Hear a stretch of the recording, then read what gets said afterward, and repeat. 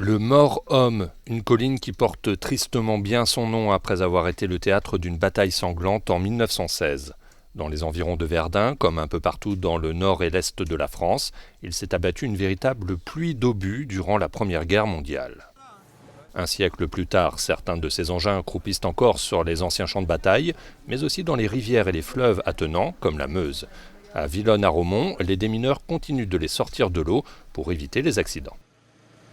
Il y a des gens qui vont, on va dire, laisser les obus, ne jamais y toucher, qui savent que c'est dangereux, mais il y a aussi des gens qui, eux, c'est leur passion.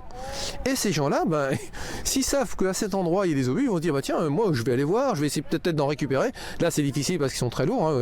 Les plus gros qu'on sort ici font 120 kg. C'est énorme. Donc, on n'est jamais à l'abri. À partir du moment où on a un obus qui est déclaré, on fait en sorte de l'enlever. La Grande Guerre, dont on commémore le centenaire de l'armistice, a laissé derrière elle plus de 18 millions de morts, dont 10 millions de soldats. Les paysages portent toujours les stigmates de ce conflit, entre traces d'anciennes tranchées et cratères creusés par les explosions d'obus. Chaque année, le centre de déminage de Metz récupère entre 40 et 50 tonnes de munitions. Et les spécialistes estiment qu'il faudra encore un siècle avant de nettoyer totalement les lieux.